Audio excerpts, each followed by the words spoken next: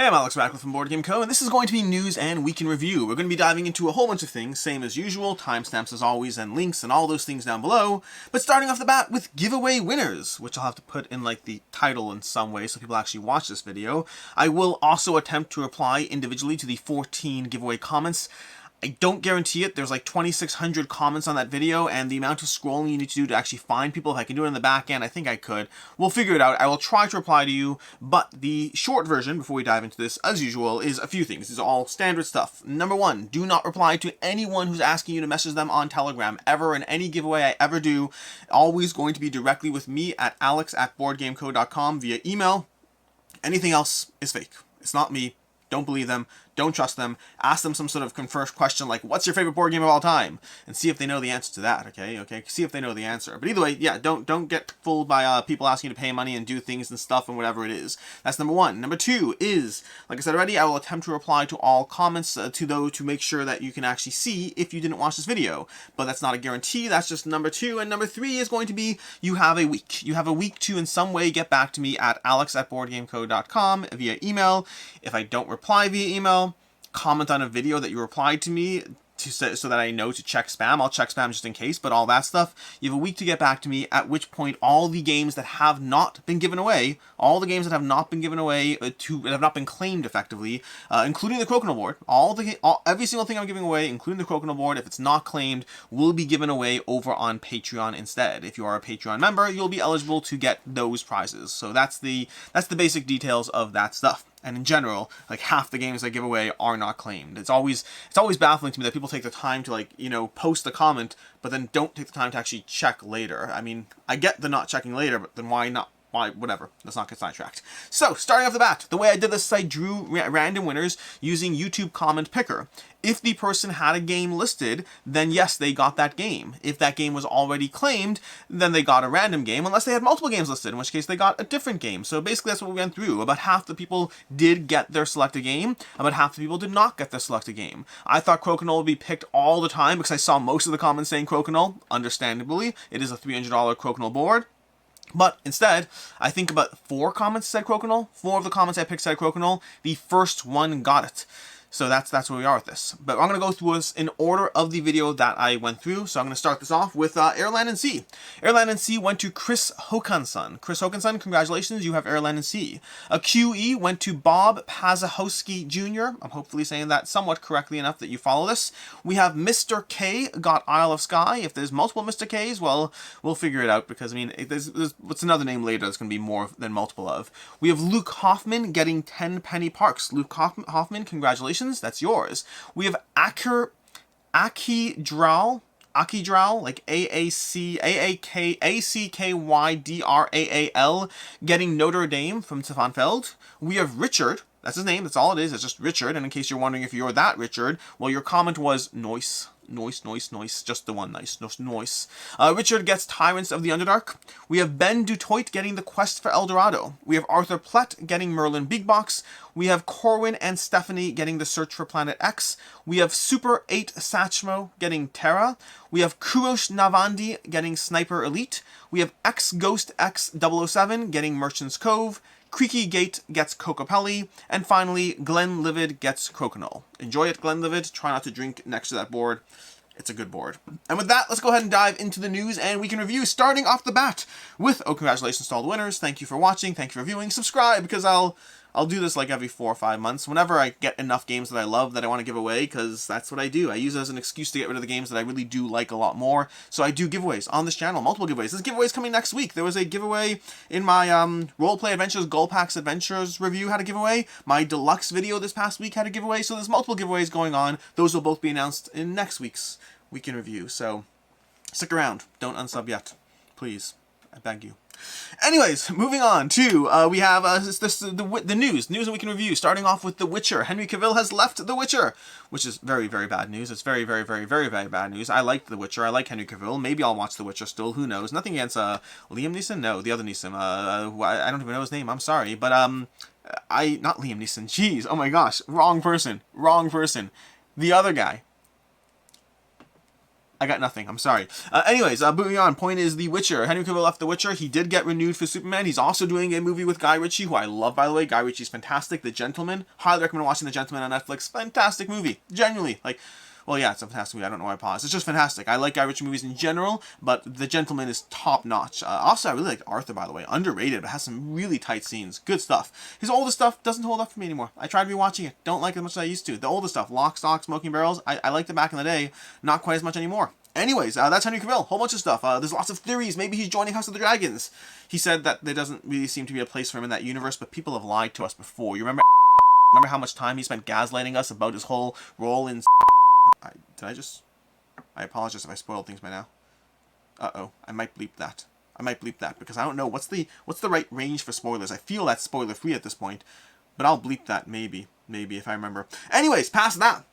That's Henry Cavill. Moving on from Henry Cavill, we have 20 Strong in more board game related news, but there's a board game called The Witcher, and Henry Cavill likes Warhammer. It's close enough. But moving on, we have in 20 Strong news, we have 20 Strong announcing the future of 20 Strong. More decks, like they told us there would be. 20 Strong from Chip Theory Games over on GameFound. They have Tanglewood's Red, Tanglewood White, and Tanglewood Gold. 3 decks being designed by Manny Tremblay. So, yeah, that's fun. I like the art of Manny Tremblay from Dice Throne fame and other games fame too, but Dice Throne fame. And they're going to be working, he's going to be working with 20 Strong with Chip Theory Games to make 20 Strong decks. Not for this campaign, for a future campaign. So, more money spent on 20 Strong.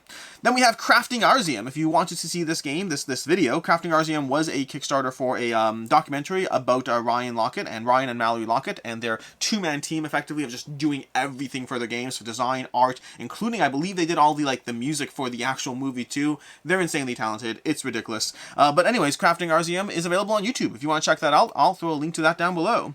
Then we have over here, what is this one? This one. So this one's a little cheesy. Okay, so bear with me. It's a little cheesy. But this is the Google Pixel. Why am I talking about the Google Pixel? Well, I finally upgraded my phone after like 5 years, so I have a new phone. But I got an email yesterday saying, hey, if you want $100 off your Google Pixel, share this code with a friend and you and they will get $100 off. It caps me out at $1,000 off towards Google credit, but I was like, you know what? I actually could share with people. I'm not going to try to sell you the Pixel, not in the slightest. If you happen to be in the market for Google Pixel 7, they have promotions for like all these things you can do to get it cheaper, and you can get an additional $100 off if you use my code. I'll include a link down below. Yes, it's cheesy, but I was like, I'll go ahead and do and figure it out. Then, in Kickstarters, upcoming Kickstarters, this past week, I did a video for upcoming campaigns, upcoming Kickstarter campaigns, crowdfunding, not Kickstarter, because it could be GameFound, could be BackYet, could be all those things, but I missed a few. Some of which because they only got announced after, and some of which because I missed a few and I'm not perfect, and I'm sorry for not being perfect. But we have Lords of Vegas Americana. Supposedly this is launching in November. Supposedly, that's what somebody said in the comments. I have not validated this at all. But it's the next expansion for the game, Lords of Vegas Americana. I'm very intrigued. I love Lords of Vegas. I've always debated picking it back up again. It's one of those games that I loved, eventually moved on from. But it's one of those games that constantly sits in the back of my mind. And we'll see. I make no guarantees. Hopefully I have self-control and never get it again. But if you do want it, Lords of Vegas is a great game. Then we have Clash of Decks has a Season 3 coming up as well, shortly in November. November 22nd, we'll have Clash of Decks Season 3 coming. We'll also have a campaign page that's not loading. Can you load here? I'm going to try to hit refresh and we'll see if it actually loads. There we go. The Last of Us, Escape the Dark. This is The Last of Us. The Last of Us, and I don't know what's happening because there was talk at one point about Command doing The Last of Us, but now we're seeing this, which makes me think we're not going to see Command doing The Last of Us. Maybe we still will see. I don't know. I just don't know. But what I do know is The Last of Us, Escape the Dark is coming to Kickstarter from Theme-Born Games, who have done like Escape the Last Castle or Escape the Dark Castle or Escape a bunch of other things. They are doing The Last of Us, Escape the Dark, which is very intriguing. So we'll see that. That should be coming soon, I believe. I think it's November. Then we have Ceres from Arzium Games. That's going to be launching November 8th. I missed that one as well. And then we have Empire's End, another one that should be launching in November. And it says the game, nope, never mind. Oh no, it says it won't be, I thought it said it won't be crowdfunding in November, which is very specific. It won't be crowdfunding until November 2022. I actually had a chance to play this at Origins. I enjoyed it. I need to play it more because one game doth not a review make. But I enjoyed it. Intrigued. Would like to play it more. It's from John D. Clare with art by Kwanchi Maria, who both worked together on They both work together on Rolling Heights from AEG. And then lastly, we have another campaign page that won't load. What's up with my internet today? We have another campaign page, Tiny Epic Crimes. This is a Tiny Epic game that was announced by Gameland Games, who have done a whole bunch of Tiny Epic games. They last did Tiny Epic Vikings, which was my favorite of the genre. Honestly, I don't see Tiny Epic Crimes doing that great. I mean, it'll do well, but well compared to a Kickstarter. I don't think it'll do well compared to, let's say, their past like Pirate campaign or the Dungeon campaign. It might do better than Vikings, I don't know. But I just think crimes are like a harder genre. Like this whole, like, I don't think there's been a lot of games that have been fantastically well received as far as games with this like theme and noir and all that stuff. But we'll see. We'll see. I wish them all the best. And those are the upcoming campaigns. I think this is November. I'm pretty sure it's November. I don't know. We'll find out. But that is what we have as far as the news. And that's everything. We're going to go ahead and pause this. I was recording the whole time? Yes, good, I was. It's very important. But we'll go ahead and move to the other stuff. The other stuff, which is the week in review. No topic of the week this week. I figure I spent enough time on giveaway stuff that we can skip the topic of the week. The topic of the week is free games, I guess, sort of. But yeah, anyways, moving on to the news and week in review, starting off with what I played. What I played, I've actually been logging my plays successfully right now. So let's go ahead and see what I have over here. Going to my plays this past week, or from whenever I did this last, we have... I did that one last week, I believe. Okay, let's start with this one. We have... Nope, did that one too last week. Slay the Spire. Gotten a whole bunch of plays of Slay the Spire in. I've been continuing to dive into that one. Dove into a few times to do more gameplay coverage. Now it's gone, unfortunately, so at this point there will be no more playthroughs of Slay the Spire. I could play it on TTS, I guess.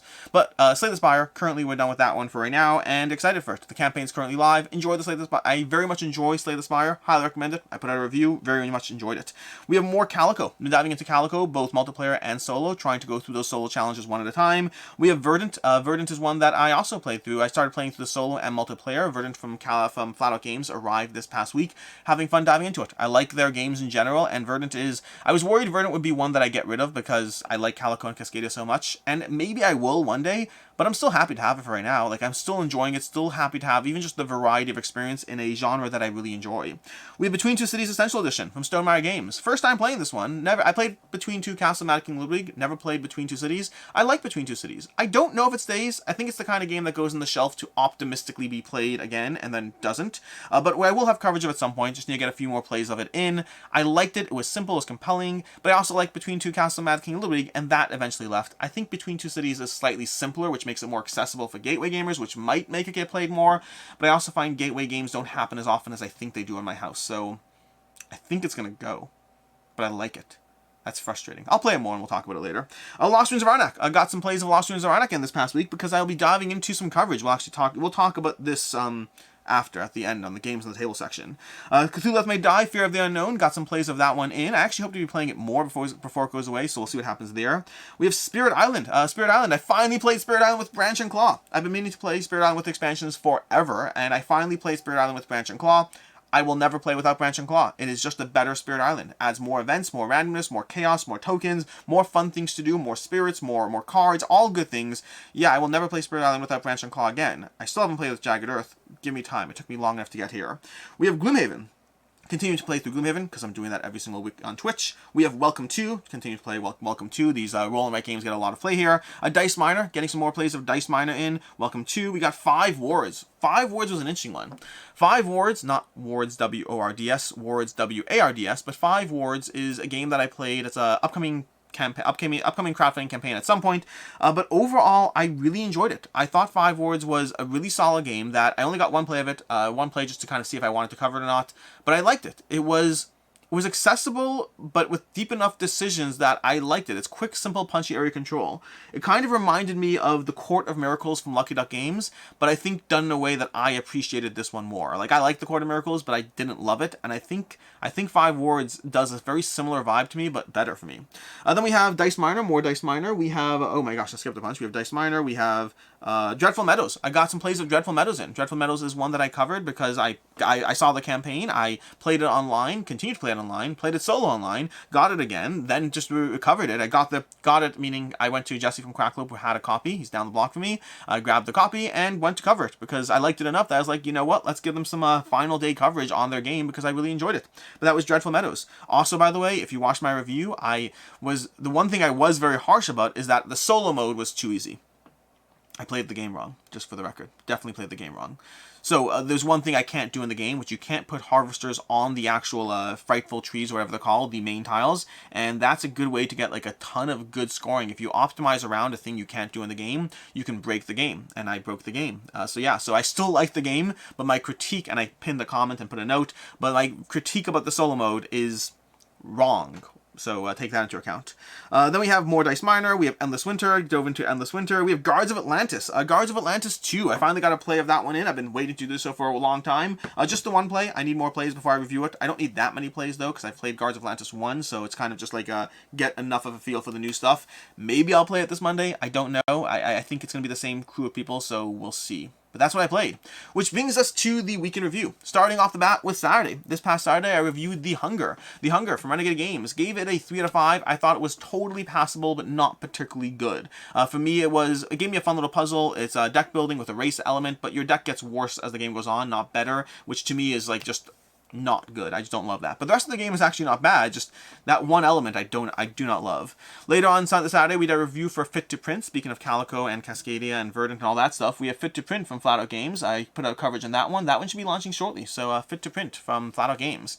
Then on Sunday we had upcoming crowdfunding games for November. Going through all the games, or as many as I possibly could, less the 5 or so I told you about today, and less the 15 or so that will pop up across the course of the month, but covering the various games launching in November. We already saw a few of them, including Slay the Spire, Roleplay Adventures. Those were instabacks for me. What else was there that popped up? I don't really know. There's a lot of games coming, a lot of decent ones coming that will definitely be tempting me, but it's definitely easing back down again from where we were in terms of November and whatever. It's upcoming for November. Yeah, in terms of where we were for October or September, this is definitely a step downwards, which is nice because a little less money spent would be decent. Then on Monday we had 2 back and not to back, a bunch of solid campaigns there, a bunch of solid games, including of course Cthulhu May Die that I definitely backed, including Tesseract, which was a surprise back for me. I wasn't planning on backing Tesseract, but doing the process of researching the games, I was like, Tesseract absolutely looks up my alley. In general, Smirk and Dagger's campaigns are games that always look good, but rarely have caused me to pull the trigger on them.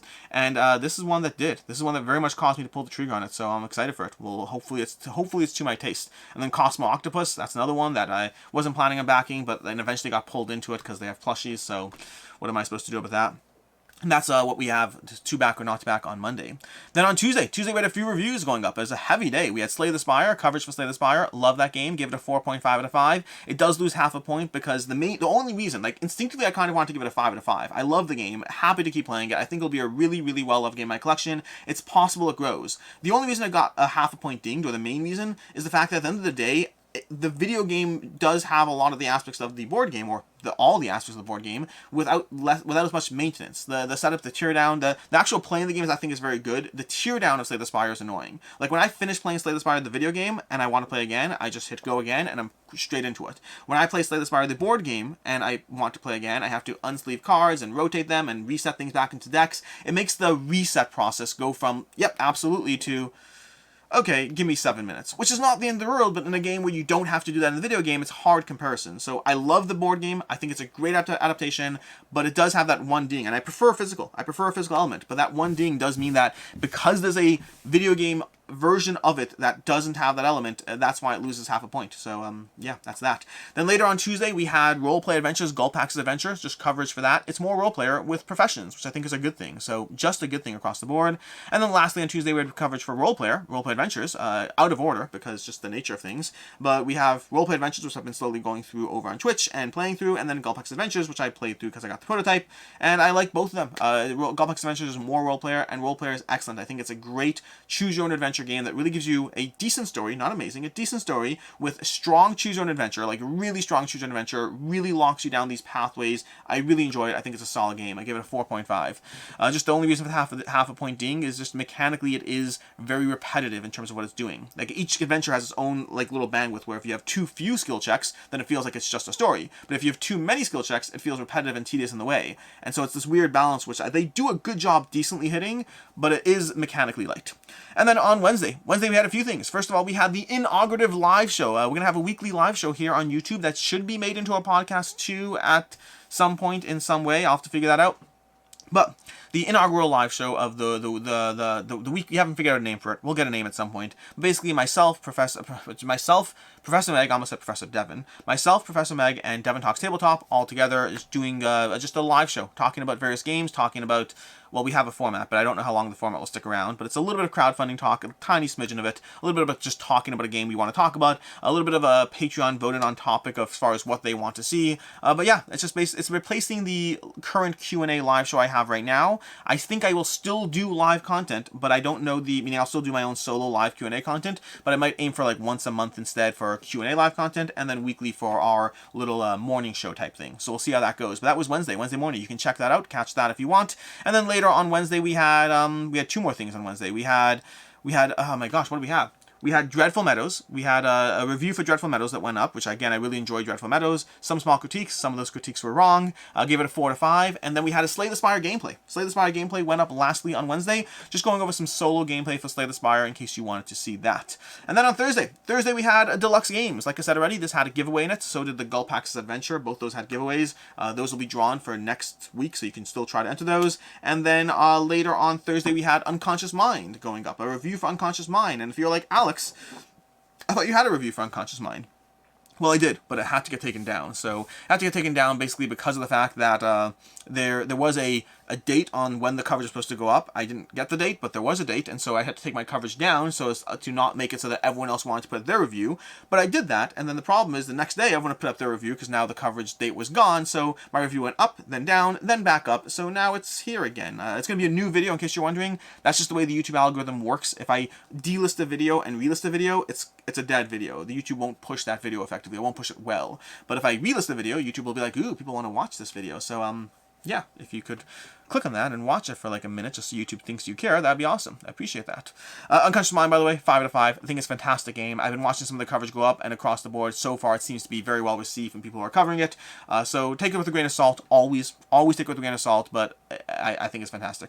And then from there we have Friday. Friday was games leaving for the month of November. I don't remember what went in that video, but there were a bunch of games leaving for the month of November. I think I had Mission Catastrophe, I had Fire Tower, I had Basilica. I had a bunch of games that were leaving. Mission Catastrophe is definitely a hard one. So is Decorum. Decorum and Mission Catastrophe, I think, were the hard ones for me. It's just the nature of having to make choices around what's getting played and not. Decorum, I played through most of it, but Mission Catastrophe is just one that's not as much of a fit for my game group as far as getting played. But it's a solid game. I really do enjoy that one. It's tough. Anyways, moving on from there, that's everything. That's everything, which brings us to today. Today we have a few things going up. First of all, we're going to have a Dark Souls review, more specifically Dark Souls, The Painted Souls of Ariamis, going up today. Strictly speaking, it's similar coverage for the Tomb of Giants. I'm not going to do coverage for both. They're the same basic game with different scenarios. But Dark Souls, Dark Souls, Painted World of Ariamis will go up later today, as well as Fear of the Unknown. Cthulhu Death May Die, Fear of the Unknown will go up later today as well, in case you want to see the new stuff. Short version is I like it, but with small caveats, maybe, mostly. No, I mostly just like it. It's mostly more Cthulhu Death May Die, which is a good thing. The new Investigators in particular, as well as the new Relics in particular, those are the things that really, really are solid. The rest of the stuff is just more good stuff.